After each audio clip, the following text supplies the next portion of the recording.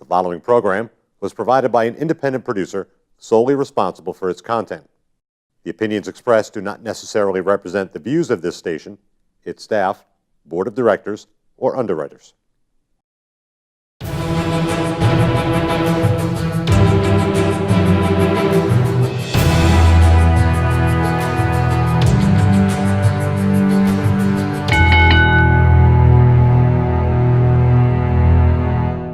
Hi, welcome to The Ring and All Other Sports. My name is Leo Connors and I'm your host, and tonight I got a very special guest, retired professional wrestler, H2O, Ryan Waters. Ryan, thanks, man. Thanks for having me. Nah, no problem. Glad to have you.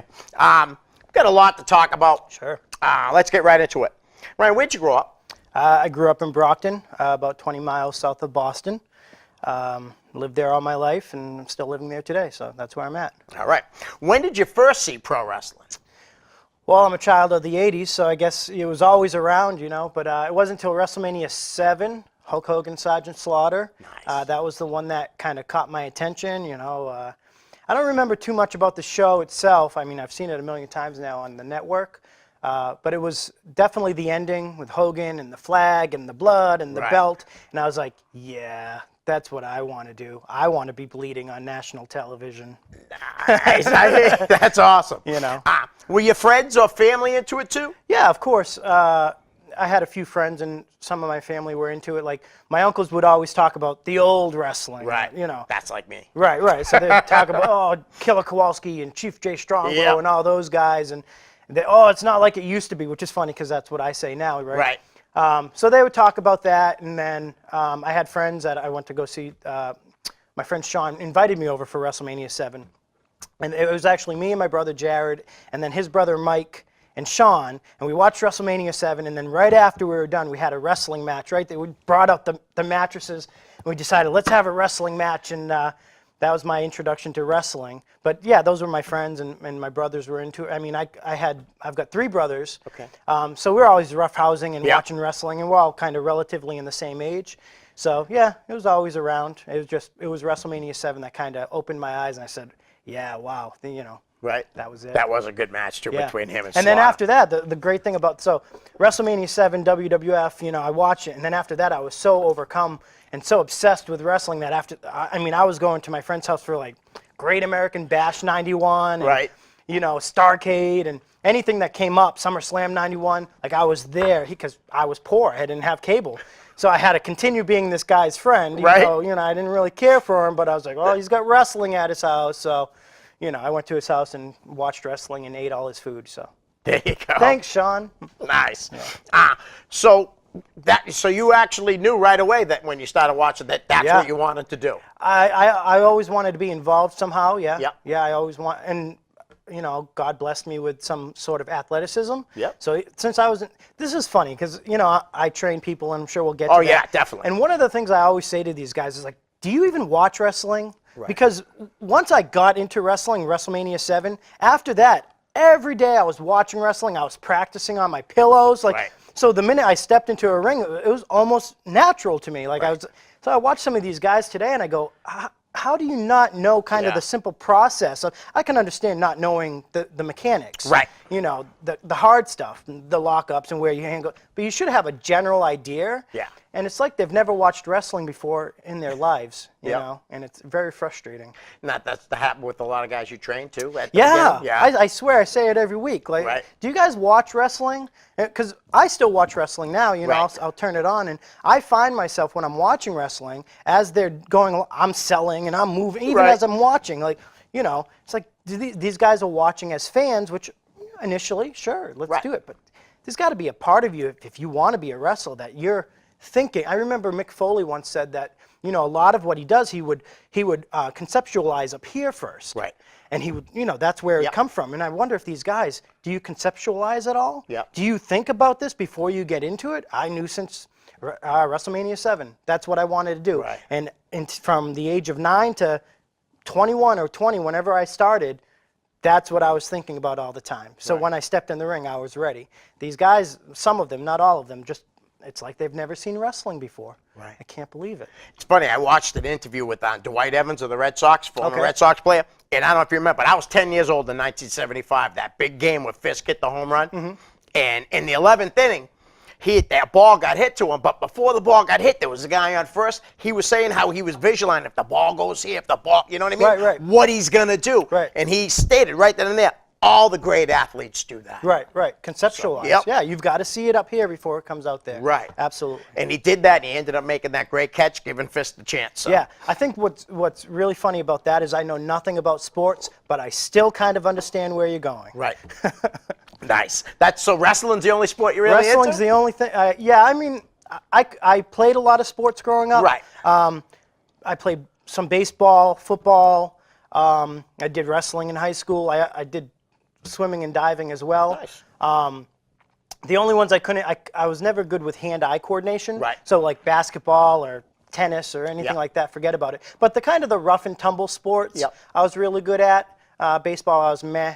But football and wrestling, easy. Just Right. go tackle that guy. Yeah, okay, yeah. I'll go knock. And I was never afraid to take a hit, so Right. it worked out for me. Even though I was a relatively small kid, but I grew up in Lowell, big Yeah. wrestling city. Yeah. Amateur rap, Well, huge. I grew up in Brockton, which is a Right. big boxing city. Yeah, oh yeah, You know, absolutely. And, well, Lowell's got a big boxing too. I know. Mickey, a good believe friend me. of mine. When we were doing the show in Lowell this past summer, Yeah. I was taking I was taking Kevin Nash up, and we started talking about boxing, and he was talking about the Lowell boxers. I said, hey, well, just so you know, Rocky Marciano in Yeah. Brockton and Marvin Hagler. So yeah, there's some similarities there, you know. Absolutely. Right. Who trained you? Well, as we were talking about earlier, my training is funny. It started out with Tony Roy. Yeah. Mike Spada ran WWA, and I was at one of his shows in Brockton, and he did some sort of advertisement for a school, and I signed up, and he didn't have a school. Right. He was just, I'm going to start a school. So I gave him $500, and I never saw that $500 again. But to his credit, he invited me to come before shows. Yeah. So every time he had a show, I'd come before the shows, about an hour and a half, and there was some other kids dangling about. And Tony would take us aside, and we'd work around in the ring. And it's funny because I was thinking on the way up here, if I saw Tony in a dressing room today, he wouldn't know me from a hole in the wall. He probably would. He would probably remember the time. Right, Like if right. I said, hey, I was one of those kids okay, that yeah. you trained, he'd be like, oh, yeah, I remember the time, but he wouldn't have remembered me. Right. So I started with Tony, and Kowalski was there too, so I got a couple of things with Kowalski. There's certain things that stick out that they've done, they showed me that I still train today. Right. And I'll say, well, this is, Tony taught me this kind of front face lock roll into a pin. Kind of like if you were to roll the guy and stack him, but you're not stacking him, you stay into a pin. And then Kowalski showed me some shoulder tackles in the corner. Those are things that I've stayed with, Right. Running the ropes too, because we do it with the hip instead of the back, which everybody does it with the back today. Yeah. And that's accepted and that's fine, but I try to stick with the hip. So after that, I went down to Yankee Pro Wrestling. And the funny thing about Yankee, just so everybody knows, earlier you were saying that you were afraid I wasn't going to be able to tell stories. Hey, I'm off the leash, right? I'm telling some stories.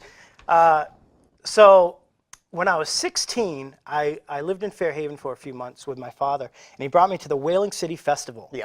And I was introduced to Killer Kowalski's wrestling. Yeah. Once a year, Brockton High School, they do these shows, which Tony Roy was on. So, Yeah. so when I trained with Tony, I was actually pretty excited because I knew him from WWE Superstars Yep. and from those shows I saw when I was a kid. Right. So I went to this the Whaling City Festival. They had wrestling, and it was Yankee Pro Wrestling. I didn't know it at the time.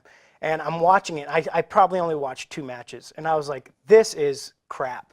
Right. It was not what I was expecting. It was, the guys are old, they were lazy, the ring looked like trash. I mean, it was not what Kowalski had showed me the years prior. Right. So I went home, or I went back to my father's house that day, and I got out my little notebook and I started writing a letter, because I looked up their address in the yellow pages, right? And I'm writing this letter. Dear Yankee Pro Wrestling, you guys suck, period. And I went on this big tirade about how they didn't know how to wrestle, and I volunteered to come down there and show them how to wrestle, because I'm 16 and I know. Right. But the funny thing about that is, 10 years later when I'm at Top Rope Promotions there, I basically said the same thing. Yeah. Yeah, dear everybody in the locker room, you don't know how to wrestle. But I went down to Yankee Pro Wrestling, and as we were saying earlier, my brother brought me down. Yeah. And we stood down there in the New Bedford flea market, and we're watching from afar. And you got like 15 kids in the ring, and they're all like 14, 15, skinny kids just mucking about. And my brother turns to me and says, "Are you sure this is what you want to do?" And I said, "Oh, yeah, this is what I want to do." But I think it was just because it was just a bunch of kids messing around. It looked, it was like out of the backyard, you know. And but it was my only option. New Bedford was a little closer. And the only people that stood out from that day, I can remember vividly watching, right, is Mike Bennett, who was there when I first started, and this kid Mike Majors, who was, it's funny because he ended up being kind of a jerk and going on to do nothing. But I guess those were the two guys that kind of stood out to me, like, oh, there's some guys here, or some guys with some build that can do something. So then I started with Baker, Brickhouse Baker, and we didn't get along so well initially. I was a cocky 19-year-old. I owned a video store, so I owned my own business at the age of 19. I'm making money hand over fist because back then video stores was still a thing. And I'm just doing really well for myself. So when I went there, they do this thing called Chop Shop, you know, or they were doing this thing called Chop Shop. And we would stand on the line, and I'm in the corner, and all these 15-year-old kids are taking turns just chopping me, you know. And it's like 3 at a time. And after like 15 chops, 20 chops, I said no, you know. I said, I'm not taking this anymore, because I felt like I was being bullied. And again, I grew up with 3 brothers, and I grew up in Brockton, and you start to get bullied. You know, there's only so much you can take before you lash out. So I said, I'm going to walk away. And of course, you know, the old wrestler mentality. Oh, whoa, he's not strong. He can't take it. It was further from the truth. The truth is, if you continued, I was going to get really angry. So that didn't sit well with some of the new guys, and that has nothing to do with Baker himself, but it was just circumstance, you know. So Baker something happened. Baker started running trainings on Tuesday, and Nick Steele took over on Thursdays. Now, Nick is also a hard ass, okay? And nobody liked going to his training. So when he showed up that day, we're playing around in the ring, because that didn't scare me away. Nobody liked me. That didn't scare me away. One thing I am is I don't scare easy, right? Well, physically I don't scare easy. Mentally, forget about it. But I was going. And then Nick Steele came in one day, and I was like, oh, that's a guy you want to be, you are afraid of, you know? So I tried to sneak out, you know, so he didn't see me, and he said, hey, where are you going? And I said, blah, blah, blah, blah, blah, my car. And he said, get back in here. He made me get back in the ring. And what we did that day is we just shot around. You know, he wanted to see what everybody was made of. So we just grappled around. And again, I grew up with three brothers. I did wrestling in high school. And I just tore through the guys. You know, like one after another, after another, after another. And then I was able to I rolled around with this guy that was, he was one of the Kappa Kegger guys, right? And I didn't beat him. I mean, he was much bigger than me. But I was able to stay in there with him. And I think that impressed Nick, and he was like, maybe this guy's got something. And he kind of took me aside, and he explained things to me. Instead of having me explain, instead of me having to find out on my own what wrestling was all about, he explained things to me and said, you know, and that's what I needed. And he trained me to be confident, and you know, to be reliant, self-reliant, and to be able to physically take care of myself. So I was no longer afraid in the ring, because I knew if something went wrong, I could always go back, and if somebody really got out of hand, I could take care of myself. So then it was Nick. Nick was only around for a year, sadly. But the funny thing with Nick is he was doing a lot of what people train today. He was doing that 17 years ago in the catch wrestling. Like that's why people didn't like to go to his practice, because he was very catch oriented. Right. So now we look at 17 years later, and everybody's like, "Wow, I'm a shooter, right?" Oh, we were doing that 17 years ago, you know. And if you listened 17 years ago, you would have been 17 years ahead. Bob, who I went to after Nick. When Nick left, I went to Bob, and Bob's a different guy than he is today, but back then in 2002, 2003, he would always, you know, Nick taught me this, and I'd go in, and he'd do the famous Bob face, which, you know, and he would just kind of, you know, just not make fun of Nick, but just basically anybody that wasn't wrestling Bob's way was not the right way. But then years pass, and he would come to a practice and be like, oh, Nick, show me that this, or show me that that. And it's like, oh, he was doing it 17 years ago. Right. You just don't want to listen. You only wanted to listen to yourself. But after Nick, because I was only with Nick for a year, Nick left, I went to Bob's, who I didn't initially get along with. I saw value in what he was saying, Yep. but I felt like he was not, he was just a jerk, and he'll tell you he was a jerk. Right. He was just a jerk. So I did a lot of training with Bob, under Bob, like another year under Bob and Chris Venom, Yep. who was, Chris, so I started with Tony and Kowalski, and I got a couple things with them. Nick showed me the catch stuff. Chris Venom probably showed me how to work a match and some psychology and working an arm, and really underrated as far as a trainer goes. Right. And I don't say his name often enough, but he was the guy that kind of helped me put it all together. Well, the psychology of it all Right. together. So I spent some time with him. Although, funny story, Chris Venom also made me feel like a complete jerk at an NEWA Right. show, because I went up to Bob and Chris, and I went back to Top Rope at the time, and I went up to Bob and Chris and did the respectful thing. Hello, hello. Actually, who was sitting next to him was Mike Howell. Okay, yeah. Was that who you Yeah. were interviewing the other? Yep. Yeah. He was there too. Mike Hollow. Hollow. Yeah, Yeah, Hollow. Yeah, Hollow, yeah. right. Who was on a lot of those Mike Spada shows too. Right. But he was there, and hello. And I'm just standing there, and I'm watching the show with them, and Chris Venom goes, there's seats over there, right? And I was like, because they didn't want me near them because I was a Top Rope guy, or Yankee Right, guy right. at the time.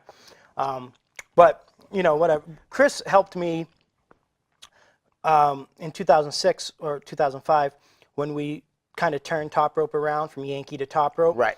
He spoke up for me and got a lot of the Slam Tech guys into Top Rope and helped change Top Rope for the better, because at the time Yankee was not looked, it was kind of looked down upon. Okay. There was a lot of untrained guys there, not like Baker or Ash or any of those Right, guys, right. but they would let the New Bedford kids in to do shows, and it hampered things.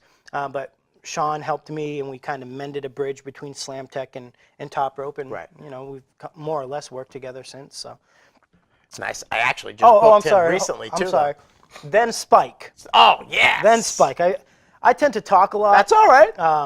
But then in 2005, that's when Spike came in. Okay. And I worked with Spike from 2005 till 2011-ish, when he decided to leave the school and asked me to Right. take over the school. So Right. So you've been training guys since 2011.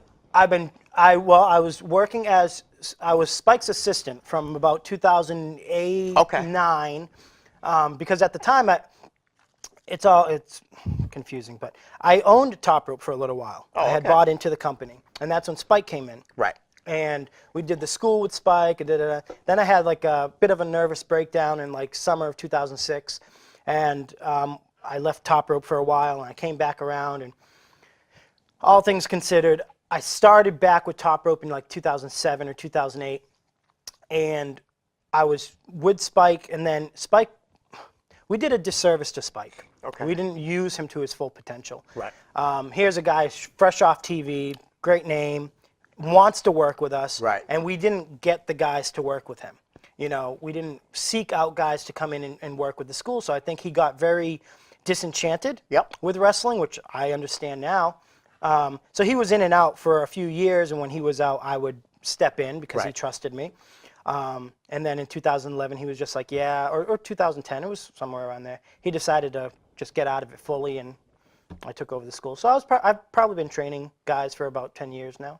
Nice. Now, some of the guys training, you told me off air that you trained the Kingdom. Yep. Those guys, Matt Taven, Vinny Marsaglia, Yeah. and TK Orion. Right. Who else have you trained Unfortunately, that I might know? that you might know. Well, it's hard because I come from a very small school. Right. I have one ring in Yep. the attic of the PAL.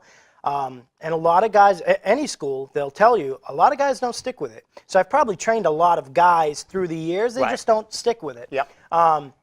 So outside of Taven, Vinny, and TK, who I decided I'm not going to mention anymore because they don't have a tendency to mention me on their great big podcasts. right. When it counts. Like Yep. they just did a Colt Cabana podcast, and they literally mentioned every single person other than the one who was there for them from the beginning. Weasels. And yeah, really made, and I'm already on the edge about wrestling and if I want to continue with it or whatever. And I'm listening to this podcast and they're like talking about, Spike. And it made me laugh because Colt's doing follow-up questions about Spike and they're like, they don't know because they don't talk to Spike. Right. So it made me laugh. But they mentioned everybody. They mentioned Spike and Bob and everything. And I'm thinking to myself, right. Yeah. Hey, I need some rub. Yeah. I'm still involved in here. I need some rub. So we don't talk about them anymore. All right. Just kidding. There was a kid, Matt Magnum, who Okay, came up with Vinny, Yeah. and I teamed with him for a I little was while. going to say you teamed with him, yeah. Yeah, that was probably my favorite run as a tag team. Kevin Perry, who came up, I teamed with him for a little while. I don't usually say it, but Anthony Green started with me. And now, of course, we've got a new batch of guys that are like Nico and Yeah. Travis Gillette, who's Jay Gillette's son. Right. Both those guys, very talented. Yeah. Very talented. Yeah, so we've had a few over the years, but people just kind of come and go, and Yep. I chase them for a little while, but if it's not in your heart, if you don't love wrestling, Right. you're not going to stick with it. So, Is there anybody that you trained that you were surprised didn't go far, further? Chuck O'Neil, Yep. there's a guy. Yeah. Jason Daniels, not that he didn't go further. That's another kid that I trained that just kind of fell off the face of the earth. Right. But Chuck, I'm surprised, and that's because he broke his leg, I think. Chuck's an interesting character. I call him an interesting cat because he's a cat guy anyways. But Chuck is a psychotic. You Right. have to be to do mixed martial arts, Yeah. right?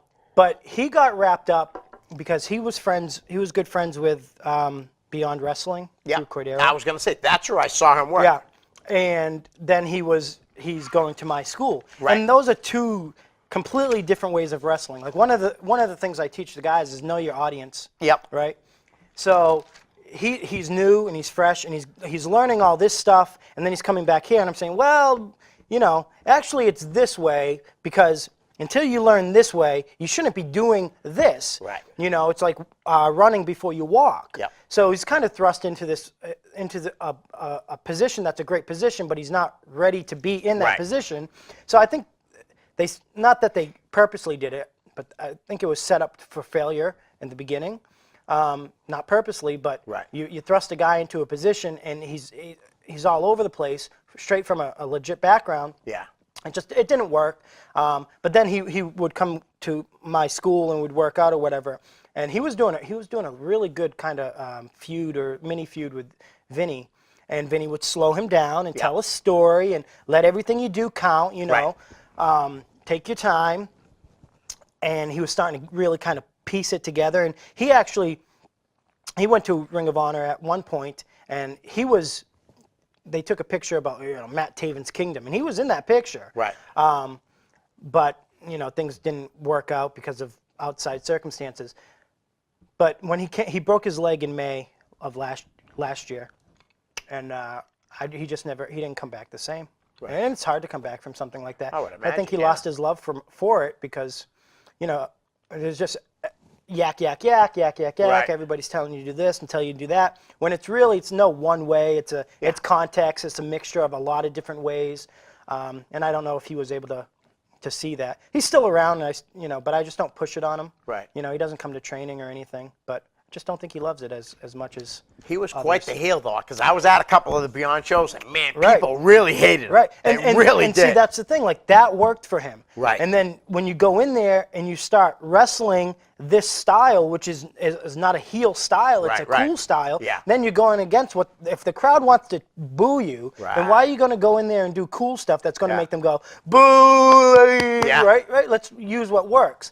Unfortunately, everybody kind of has a different view on wrestling, so it was butting heads with what I was teaching. But now he still wrestles for me and Right. stuff. I think he could have, him and Eric Spicely. Yeah. I think for a while we were like, those guys are going to be really good. Yeah. And then Eric went to the UFC and Chuck Right. broke his leg, and I just think it was like, he lost his love for it, and Eric is off doing other things. So. Right. Nice. Tell us about your first match.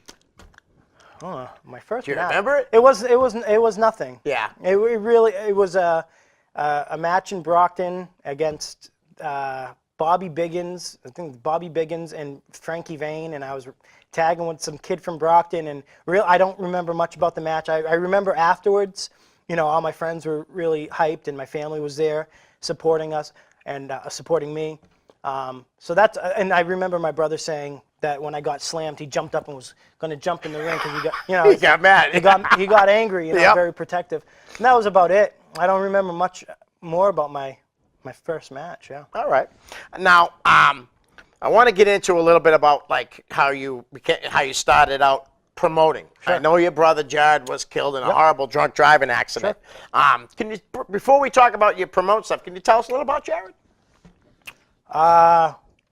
Sure. Jared was a good guy. I mean, when everybody dies, you say, "Oh, he was a great guy. Right, he was a great guy." So he wasn't without his faults, like anybody. But he was a good guy. Worked hard, tried to raise his family, and he had a little boy, Jared Jr., who's I have a great relationship with. So I think that the thing with my family is just, I love my family. Right. And we grew up very poor, so all we had was each other. Yep. And then we went through a rift in our teenage years, because we were all relatively within kind of a 5-year range, Okay. right? So we all kind of went off and did our own thing. And then when I was 19, so they were little, the family came back together. Right. And it was kind of cool that everybody was hanging out with each other again. And, my sister had her family with my niece, and my brother had his family with my little nephew being born. So it was just cool. It was really like, I look back, part of my problem, I'm sure, is I always look back instead of looking forward, right? Right. Is that, it was a really nice kind of Brady Bunch-esque, as Brady Bunch as Brockton can get. Right. But to look back, I look back a lot of times, and I lost a lot of people from just within 10 years. Right. But yeah, he was a good guy. He got me into wrestling. Except then when he was a teenager, he was like, "It's fake, it's fake, it's fake." And I'm thinking to myself, "You watched it with me. What are you talking about? You got me into it. You wrestled with me. What?" But his friend, you got to hang out with your friends and be the cool dude. So, yeah, it was good. Nice. So you started doing it for like a memorial fund for your brother. Yeah, well, I did a memorial fund right after. Yep. With the idea being that, he had an 18-month-old kid, and we were a poor family, so Right. let's start a memorial fund. So hopefully when the kid's 18, we can give him the money and help go towards college. Right. So we actually did one in 2004, but I didn't promote it. It was Power League Wrestling. Okay. Anthony Rufo? It wasn't Anthony, it was Okay. Tommy D. Okay. Yeah, Anthony wasn't involved in it, so it was Tommy D. So that was the first time somebody did something for the show. Right. But then we did, in 2011, yeah, 2011, was it or 2010? I don't know, one of them. We did a show at the Shaw Center, and that's the one I promoted. Okay. And it was for the Memorial Fund. And so, not a funny story, but so I'm promoting the show. It's Hacksaw Jim Duggan and Bruce Bob Beefcake and Tony Atlas. And we had a lot of guys that are famous now on the show, like Right. Eddie Edwards on the show, Mikey B, Tommaso Yep. Ciampa, Vinny. So then, like 2 days, maybe a week before that happened, my other brother died. Oh, wow. Yeah, right. Talk about crazy, Yeah. right? So it was, just. But we went, I went on with the show, and Right. it was sad. Yeah. Very sad. So there's a lot. Seemed to be a lot of commingling between the two, wrestling and family. And, Right. But it works out. So. I'm in the same boat kind of with you. I have 4 brothers, and 3 of them have already passed. And Yeah. it's, Well, I was reading one of these things yesterday that said if you have 5 siblings, one of you will go to 4 funerals and the other will go to none. Right. It's kind of funny not funny, but you think of that. Yeah, absolutely. All right, so I want to talk a little bit about your tag teams. Now, you said pretty much your favorite tag team run that you had was with Matt Magna. Yeah. But I remember the one with Gregory Edwards, the ladies' man, Teddy Goods. Yeah. Like I said, I thought your feud with Pride was awesome. Mm-hmm. It was the first time I really seen all 4 of you guys. Mm-hmm. Can you talk about your feud with those guys? Yeah. With Brian and Dan? Well, all 4 of us, we went back to the days when we first started out, and Teddy, Brian, and Dan all knew each other anyways. Right. Because they were the score. Right. All three of them. Yep. They were the score. So then they went on to do Pride, and Teddy and I stayed. Or Teddy stayed, and then the funny thing with I think it all came out. Is that I took the book over. Yeah. For Top Rope in 2005 or end of 2004, and Teddy saw that I was going to be the booker, so I was like, well, let me be friends with this guy. Yeah. Smart So, move. but that's fine because me and Ted are, Right. we were close in age and whatever. But I knew Ted from practice and being like, this guy's a jerk, And I never stopped thinking that because even during our tag team run, I'm like, geez, this guy's a jerk. But he's a good guy. He doesn't mean any harm. Right. But our wrestling, the thing is, I had a lot of fun with Ted, and I think it's that, you look back, but it's because of youth. I was Right. young and just starting out and had a lot of fun, and doing it with Dan and Brian was a lot of fun too, even though they kind of had that Bob mentality, we're better than you type of thing. But, and I think it was, Spike came in, and me and Ted were running with Spike too. And Right. It was a good time, and I had a lot of fun with Ted, but we were never on the same page. Okay. We're two totally different wrestlers. He's all character driven, and at the time I liked just wrestling, and I Yep. wanted to go in and I just wanted to shoot around and do more of the wrestling stuff. So we were never just on the same page, and that's why I say I liked teaming with Matt more. My favorite incarnation was actually me, Matt Magnum, and Sean Gorman. Okay. Because when Yeah. Sean Gorman was managing us for just maybe 3 months, 6 months, but we just clicked. Yeah. It was just a lot of fun. Me and Matt never had to talk about what we were doing. He was like me, just kind of like going out there and Yep. just call it on the fly, and what Right. happens, happens. And Gorman was easy to get along with. Like he just off each other, Right. Pop, pop, pop, pop, pop. It's like doing a jam session. If you're in a band, you're just jamming, and what comes, and oh man, it was a lot of fun. And I was still trying to make it, and Matt was kind of coming along, and he needed help too because Yeah. he's not verbal. And at that time, I was a little more verbal. Yeah. So I was pulling it out of him, and it was taking the outside of wrestling. We would go on the road, and we'd have laughs, and we'd knock people, and Yeah. wear the whatever. And then we'd just take that and do it in the ring, and it was great because I think a lot of people would be like, "Oh, those guys are jerks, right?" Oh, let's watch them mess up in a match, but we were always on the same page. When we wrestled the, not the head shrinkers, geez. Oh, the headbangers. Headbangers, Yeah. yeah. We wrestled them in Maine, right? And we go up or whatever, and they're running late. Okay. And me and Matt are in the locker room, and so whatever, you're running late, no big deal. And they come in, and we're like, who are we wrestling? And he goes, oh, me and Matt's, over here. And he goes, one of the headbangers, he goes, well, if we stiff you tonight, sorry ahead of time. And I go, same goes for us. It's kind of right. So I think he kind of like, So they went off to some other part in the building. I think they're doing the old vet thing, like, let's call it in the ring, brother. So we meet up at some point. They're like, hey, which one of you is Drew or Ryan or whatever? And I said, oh, that's me. He's like, yeah, I know Mike Sane. Oh, yeah, Mike Sane. He's like, yeah, you're an expletive. And I'm like, yeah, that's about right. Right. I'm antisocial, so it can come off that way. So I think like people saw us going out, and they're like, oh, watch them mess up. And we went out there and had such a fun match, and it was all on the fly. Right. And we just worked off each other. And I think like that kind of thing, like afterwards you come back and you go, oh my God, you guys are all so happy with each other because you didn't call anything, Right. and the crowd was eating it up, and everything just was like jelly, man. Yeah. It was just great. And I think a lot of times people are like, let's go watch this guy mess up, which I can. Right. Oh, I can mess up big time, right? But a lot of times, like you do that, I just go out there and just do my thing, and people are like, all right, well, then he's just a jerk who can work. There's a lot of things like that. But I have, Matt was a lot of fun, and my decision to retire actually was because we did a show last November. Vinny and TK were being signed. Yeah. Exclusive deals. They were already signed, Right. but they're getting exclusive, so they couldn't do indies anymore. So I had Matt come out, because Matt hadn't wrestled in years, and it was me, Matt, and Vinny and TK.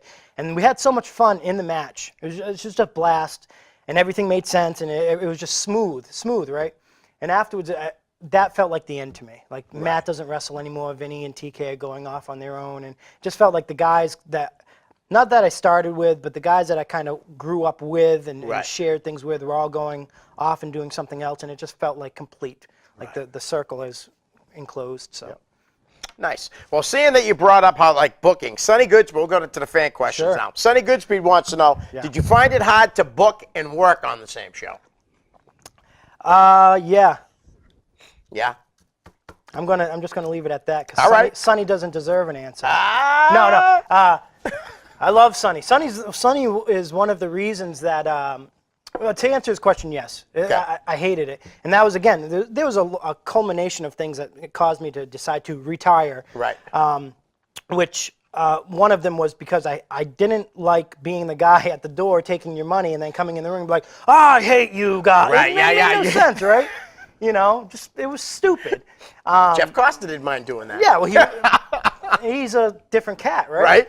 Right. But that was one of the reasons I wanted to run the door. And of course, now looking back, I'm like, well, maybe I should have just wrestled and not promoted at all. Right. But yeah, it's just way too much. And then what happens is when you book your own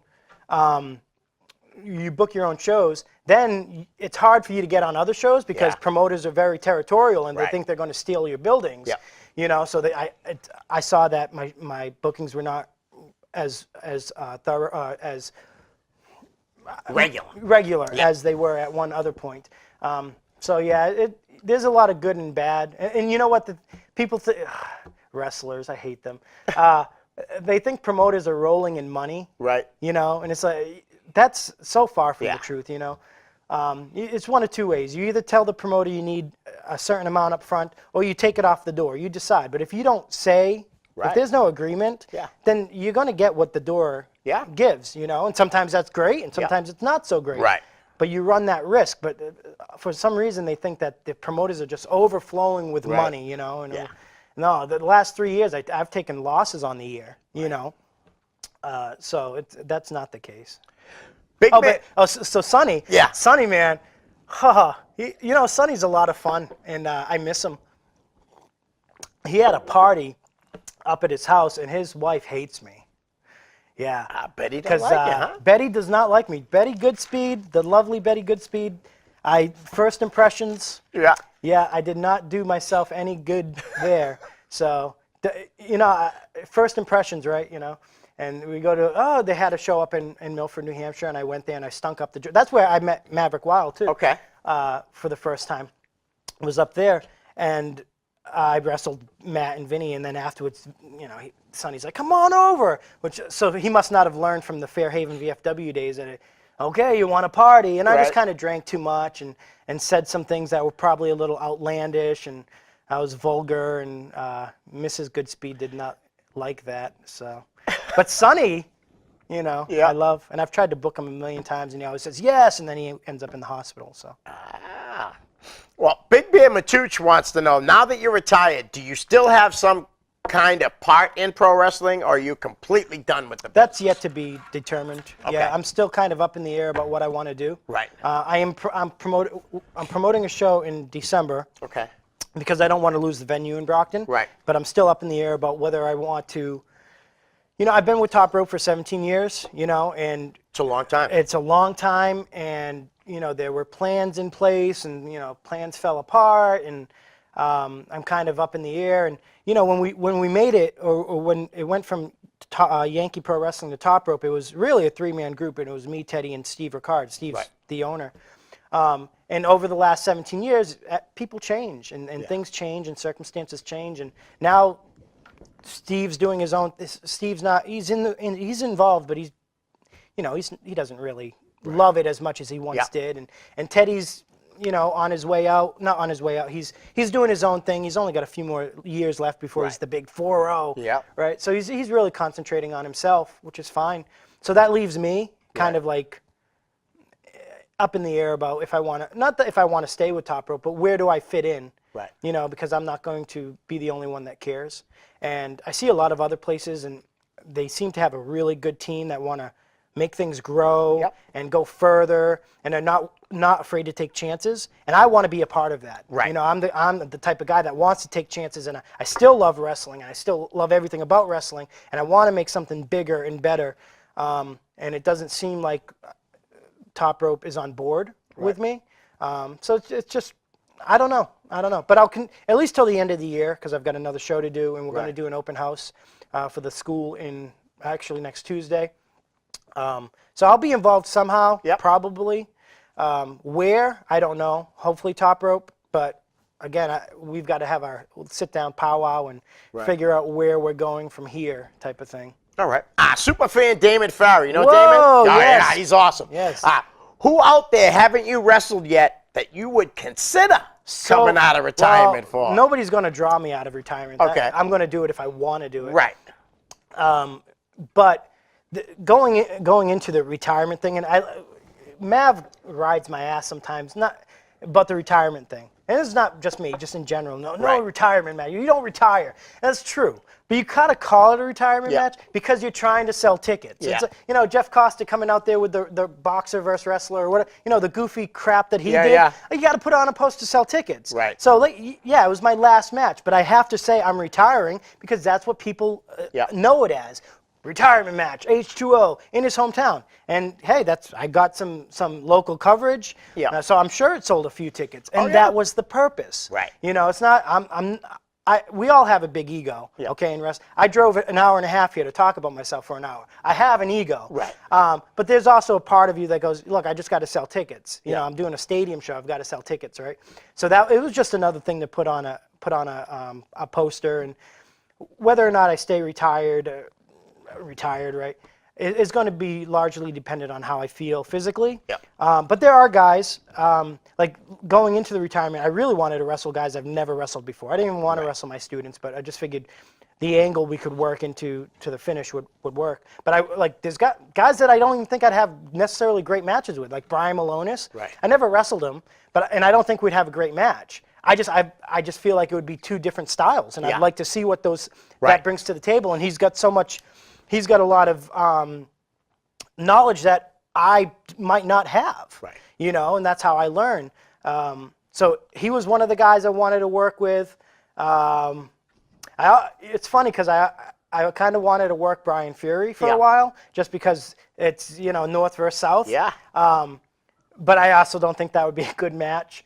So I don't know. You'd have to name a list of guys, and I'd have to say, yeah, maybe I'd like to wrestle him. I'd like to. But one of the things I don't, and again, going back to this, why I quit. One of the reasons I quit and had my last match, right, is because I was.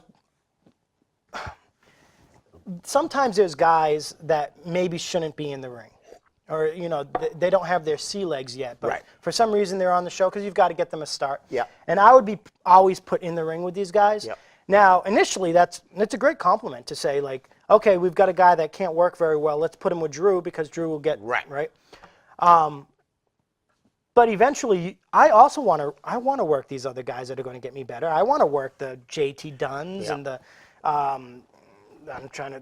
Christian Casanovas and I want to work these guys and go and see if maybe they'll teach me something. They probably will because that's a style I don't wrestle.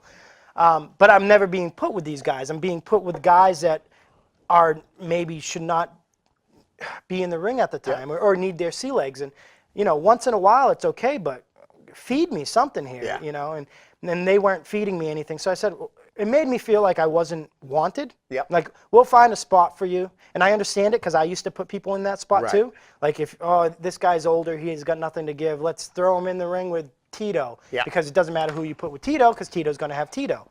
Now, I was that guy, we're having Tommy Dreamer come in. Just have Drew with him. Why? It makes no sense, But we need to put Drew in something. I was just standby, and it was, and it stunk because I would go to other shows, and I would get treated better at other shows than at my own place. Right. That's got to be discouraging. It was very discouraging. Yeah. That's a perfect word for it. Right. Discouraging. Joey Eastman wants to know, ask him what it's like having Kevin Nash at the show. Kevin Nash, man. He's I was looking forward to talking to Kevin Nash because I had talked to him a couple years ago when we brought him in, and I don't ever like talking to the names. I hate it. If anything, it's the complete opposite. I like to treat them like trash because some of them like that. They're like, good, I'm one of the boys, you know. So I never like to be a mark, and I never like to. But I picked up Kevin Nash from the airport, and he was just very one tone, and he'd be cracking sarcastic jokes one minute, and I'm like, all right, this is going good, and then he'd be like, I don't know, he'd say something, and he'd be like, geez, guy, like, give me a break. I don't want to be here either. Like, Right. you chose the flight. Yeah. I don't want to pick you up at Logan at 12 o'clock at night either. Yeah. You know, but that you chose the flight. So it's just, you know what it is too, like with all those guys, it's a dichotomy here because they every week are in a different place with a different person, and they're on flights and they're seeing all these, and it must be a headache. Yeah.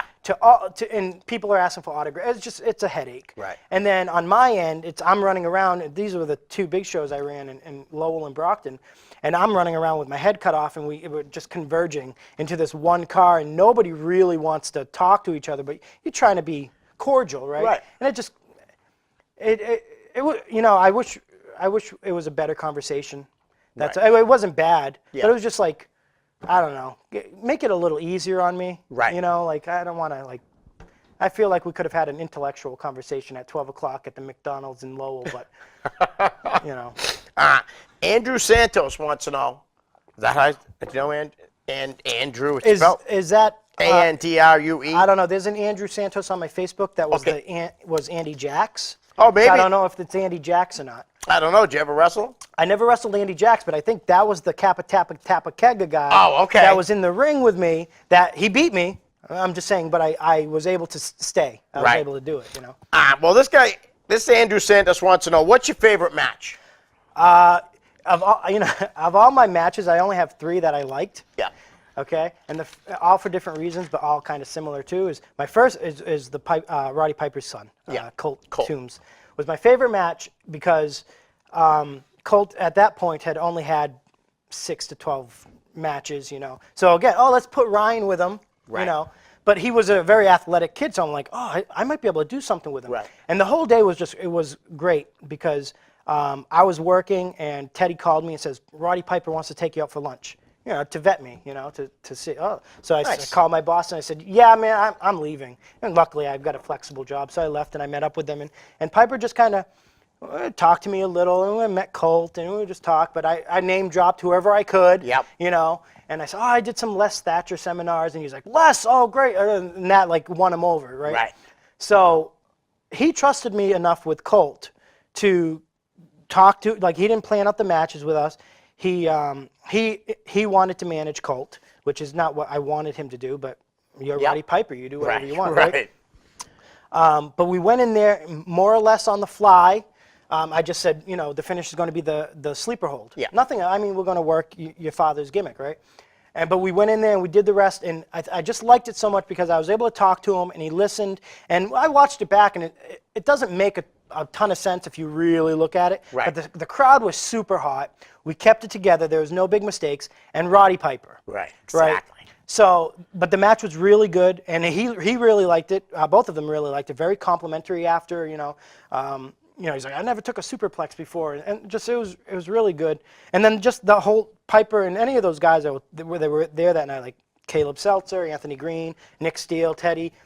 Piper was unbelievable that night. Right. Like he was just on his game, and we went over to the bar afterwards, and Piper came over and he's sitting down, and everybody's coming up to him and asking him for an autograph, and he's sitting there, drop his hamburger, come up, hey buddy, how's it going? And he does the thing, and to everybody. Yeah. And it's that type of stuff. I mean, you go to an indie show now and you see a guy that might have a little bit of hype on the indies, and he treats everybody like crap. Right. You know, and then here's a guy who's made millions of dollars to wrestle in front of 93,000 Yeah. people, and he's just one of the boys. That's You awesome. go, Yeah. what's the difference here? Yeah. You know, like live outside the bubble. Right. You know, so yeah, that was my favorite match. And then actually my second favorite match was probably with Nico Silva I had recently, because again, it's like I love calling it on the fly because when it's right, it's right. Right. You know, and that was a match. We did 30 minutes, didn't even feel like 30 minutes. And all it was, you know, we wanted it to be story driven. So I kind of had an outline of where this, because we were doing kind of a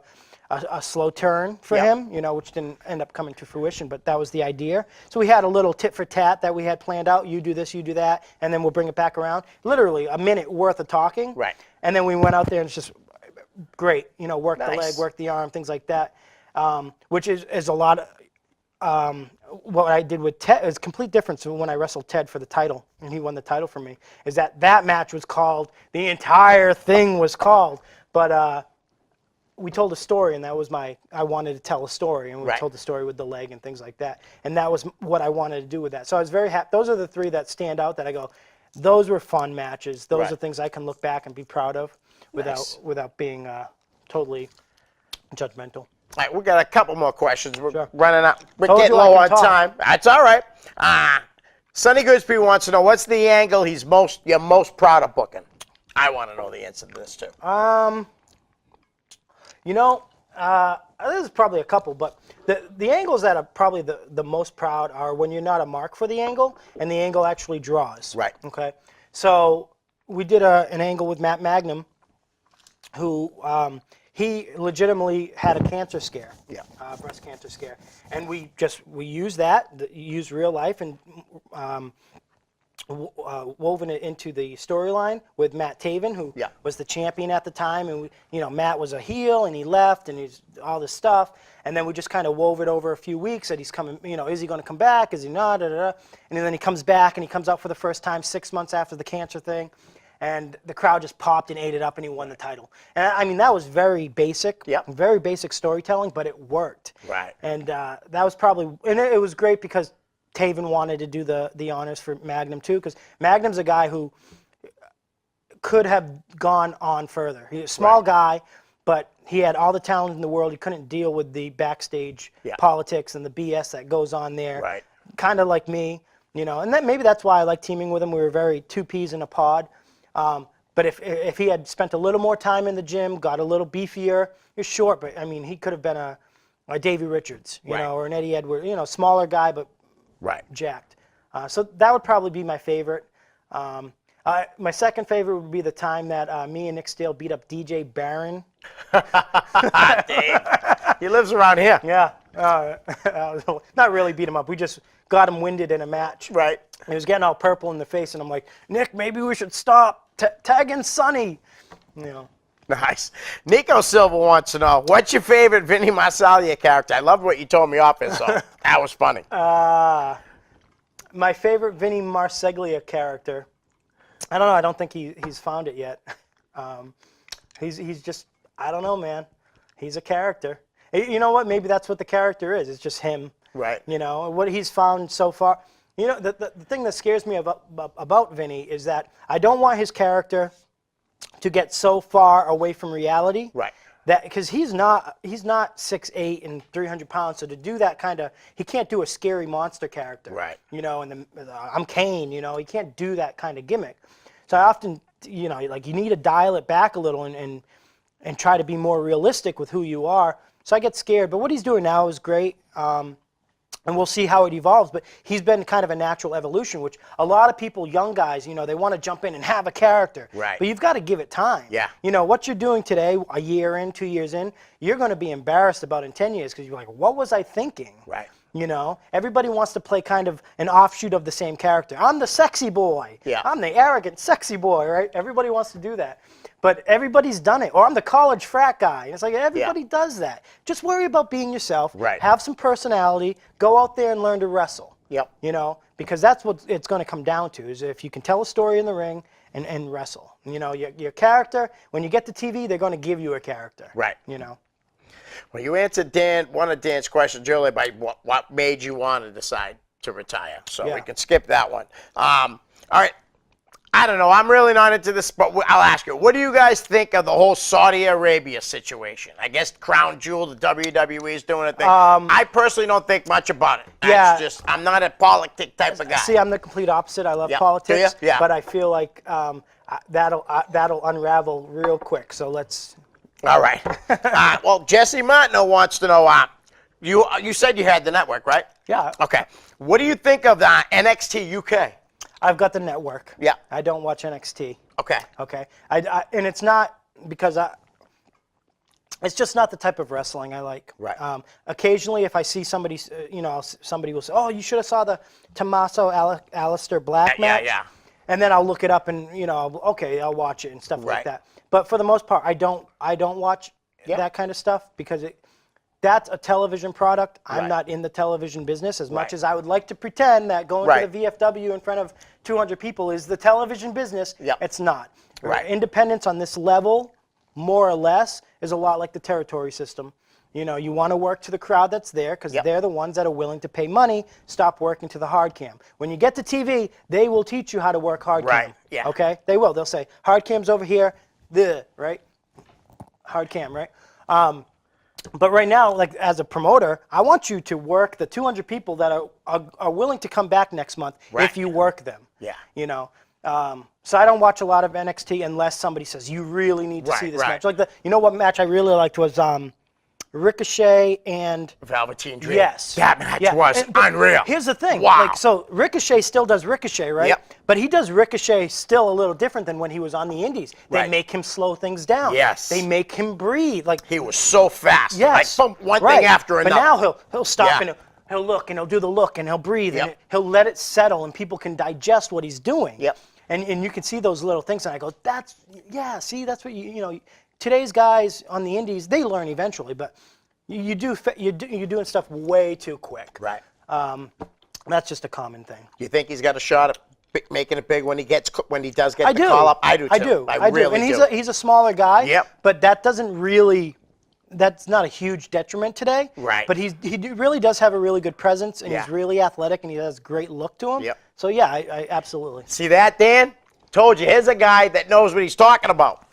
My buddy Dan says he's a mid-carder. Well, again, you never know though. Right. So, True. funny story. Like last year, I saw pictures of Big Time Wrestling in Pawtucket. Yep. And I saw this guy, James Ellsworth. Yeah. And he's wearing pantyhose, and he looks like dog crap, and I'm Yeah. like, this guy's never gonna make it. And a week later, he's on TV, and then he gets signed. So you never know. Right. You right. never know. Colin Delaney did the same thing too. A real small, little skinny guy. yeah. They liked him. They gave him a job.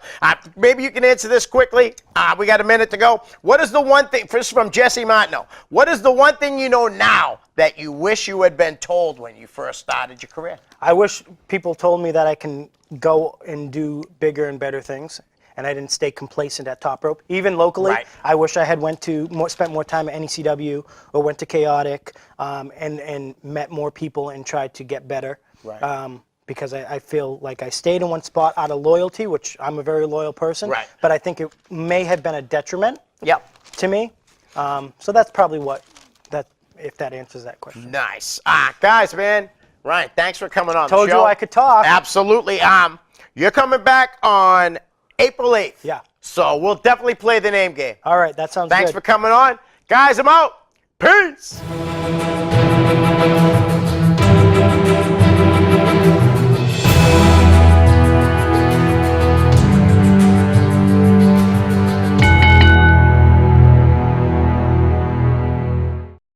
The preceding program was provided by an independent producer solely responsible for its content. The opinions expressed do not necessarily represent the views of this station, its staff, board of directors, or underwriters.